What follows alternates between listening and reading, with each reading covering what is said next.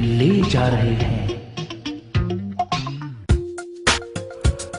90s का दशक, हर 100 में से एक लड़की का सपना था कि वो टीचर, डॉक्टर या इंजीनियर बने, लेकिन बाकी की 99 का सिर्फ एक ही सपना था, वो बनना चाहती थी माधुरी, माधुरी, माधुरी, माधुरी, माधुरी। माधुरी दीक्षित एक मंजी हुई डांसर, एक बेहतरीन अभिनेत्री और बॉलीवुड की सबसे बड़ी फीमेल सुपरस्टार। ये है इनकी कहानी। My childhood was very idyllic. I think it's one of the best periods in my life.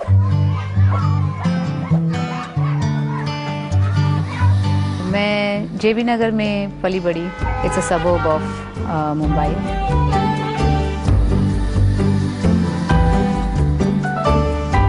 मेरे बहुत फ्रेंड्स थे, एक बिल्डिंग में रहते थे हम लोग और कुछ 22 बच्चे थे हम लोग उस एक बिल्डिंग में।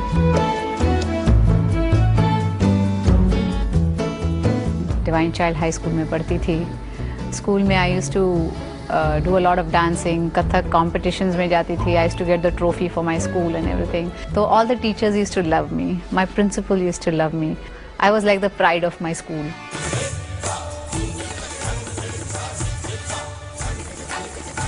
मैं जब 3 साल की थी, मैं कथक सीखना मैंने शुरू किया। 3 साल के बच्चों को लेते नहीं है usually, they usually wait till they are 5 years old. लेकिन मेरी बहनें जब डांस करती थी तो मैं क्लास के बिल्कुल पीछे जाके मैं भी थोड़ा बहुत डांस करना शुरू कर देती थी एट दैट एज।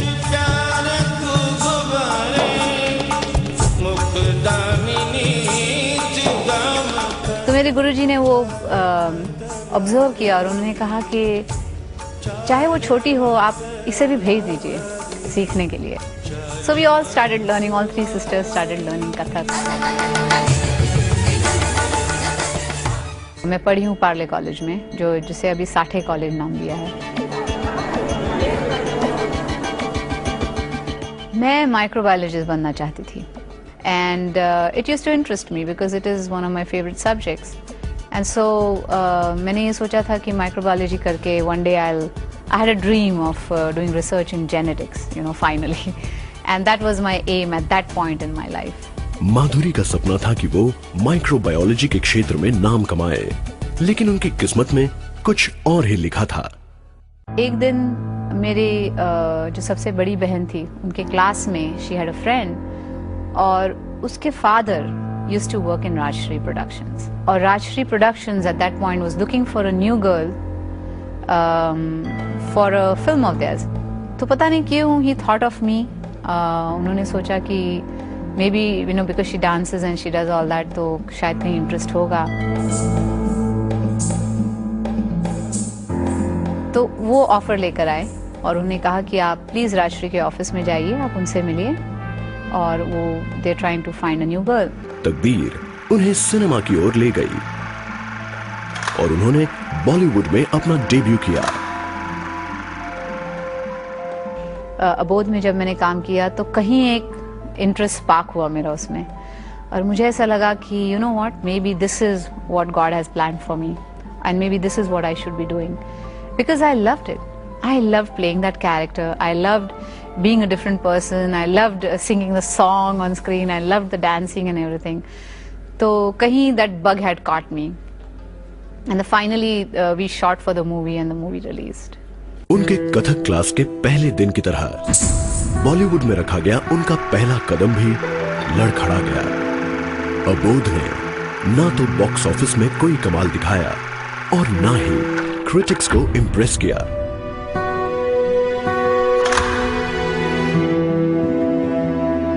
फिर कॉलेज मैंने शुरू कर दिया था जाना कॉलेज में और कहीं एक माइक्रोबायोलॉजी का एक वो तो you know it was on, it was like okay, I'm going back to college and I'll be doing this.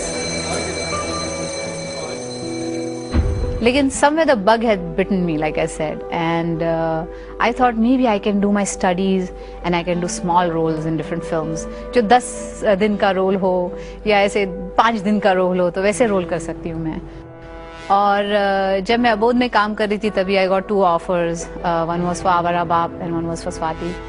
दोनों ही में Meenakshi Seshadri was the lead and I was playing the second lead, her sister in one and the second lead in the other.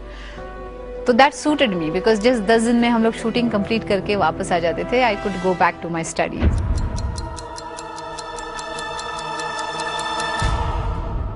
उसके बाद मुझे सुभाष जी ने कहा कि I saw you on location and I think you have the germs of being a very good actress. उन्होंने कहा कि अगर आप ये ऐसे छोटे मोटे रोल करना बंद करेंगे तो I would be interested in launching you all over again as a lead, a heroine. फिर आया उनके करियर का सबसे अहम मोड़, तेजाब. तेजाब में 2 चीजें खास थी, उनके को स्टार अनिल कपूर और एक गाना जो देश के बच्चे बच्चे की जुबान पे चढ़ गया था. 1 2 3 के साथ माधुरी बन गई Mohini.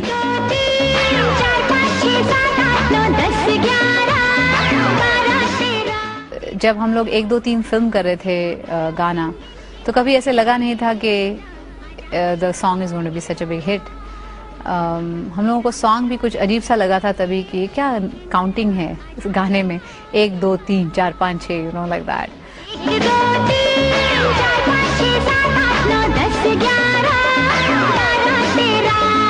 Sarojji, she had said that, you know, this is going to be a big item kind of a song, like a staged song, like it was the, you know, the song in Curse which Rishi Kapoor did, and it's going to be on that level.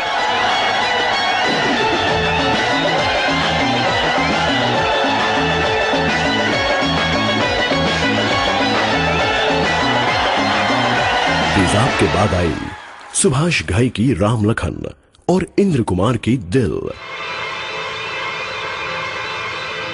चलाइए गोली पापा, अब हमें कोई डर नहीं. Film दिल के साथ माधुरी ने जीता अपना पहला फिल्म फेयर अवार्ड. 1990 से 1995 के दौरान माधुरी ने कई हिट फिल्में दी. बेटा, खलनायक और प्रेम प्रतिज्ञा जैसी हिट फिल्मों में अपनी कमाल की अदाकारी से उन्होंने सुपरस्टार का खिताब हासिल किया. हम आपके हैं कौन सिने इतिहास की सबसे बड़ी हिट साबित हुई और फिल्म राजा के साथ लोग उन्हें फीमेल अमिताभ बच्चन कहने लग गए थे. Everything just started changing around me. People who had once said, oh, you know, she doesn't have that, what it takes to be a heroine, they kind of changed. And everybody started saying, oh, she's so good and all that. But I don't have any misgivings about that because people write what they feel at that point. And maybe that's what they felt at that point. And somehow for me also, it took me a little time to blossom as an actress, as you know, as a performer in front of the camera. 1995 और 1997 के बीच माधुरी काफी बुरे दौर से गुजरी. प्रेम ग्रंथ, राजकुमार, मोहब्बत, याराना और महानता जैसी उनकी फिल्में बॉक्स ऑफिस पर लगातार पिट गई. हर कोई कहने लग गया था कि उनका दौर खत्म हो चुका है. क्रिटिक्स ने तो यहां तक कह दिया कि माधुरी को फिल्में सिर्फ उनकी डांसिंग एबिलिटीज की वजह से मिल रही थी. I am my own critic, तो मैं, ऐसा नहीं है कि हर फिल्म में मैं कहूँगी मैंने ब्रिलियंट परफॉर्मेंस दिया है. कहीं ना कहीं मुझे ऐसा लगा ये सीन शायद मैं अच्छा कर सकती थी और या वो सीन अच्छा कर सकती थी. तो all that did not affect me at all. हाँ, कभी कभी इरिटेटिंग लगता था कि ऐसे क्यों कर रहे हैं, you know, why is everybody criticising me all of a sudden. लेकिन I used to take that in my stride. लेकिन अपने क्रिटिक्स का मुंह तोड़ जवाब देते हुए माधुरी ने मृत्युदंड और दिल तो पागल है के साथ एक जोरदार कमबैक किया. जब उन्हें दिल तो पागल है के लिए अवार्ड मिला, तब उन्होंने उस अवार्ड को हाथ में उठाते हुए बस इतना कहा, ये अवार्ड मैं अपने क्रिटिक्स के नाम करती हूँ. जब भी मैंने काम किया है तभी दिल से काम किया है, कभी मैंने बेईमानी नहीं की है. जब भी मैं सेट पे हूँ मैं 100% हूँ, चाहे कोई भी फिल्म हो, चाहे ऐसी फिल्म हो जिसमें मुझे अभी ऐसा लग रहा है कि नहीं, यू नो, इंटरेस्ट नहीं है फिल्म में, ऐसा कभी हुआ नहीं.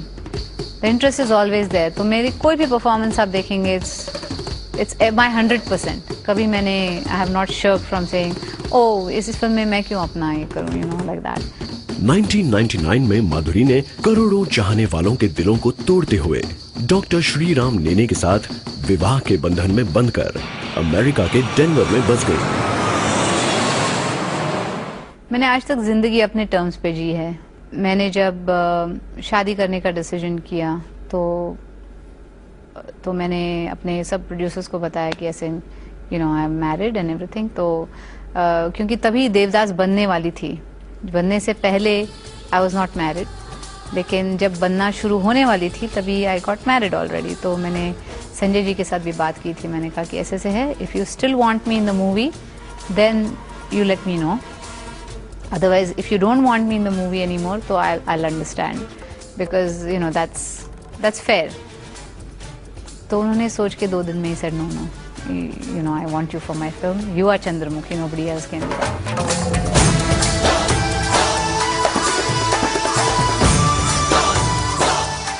2002 में माधुरी ने संजय लीला भंसाली के देवदास में चंद्रमुखी के रूप में वापसी की। इस फिल्म में उनकी अदाकारी ने उन्हें उनका 5वां फिल्म फेयर अवार्ड दिलाया। I didn't feel that I am a star like everybody says and stuff like that because for me I'm just an ordinary person but I'm in a different profession, you know, I act to make a living and that's my profession, but otherwise I'm just a normal person when I go home and that's how my mom brought me up, that's how my family used to behave and they were the ones who kept me so rooted all throughout my career। 2007 में माधुरी फिर एक बार बॉलीवुड में अपनी वापसी कर रही हैं और उनकी वापसी के लिए डांस पर आधारित आजा नचले से बेहतर क्या हो सकती थी।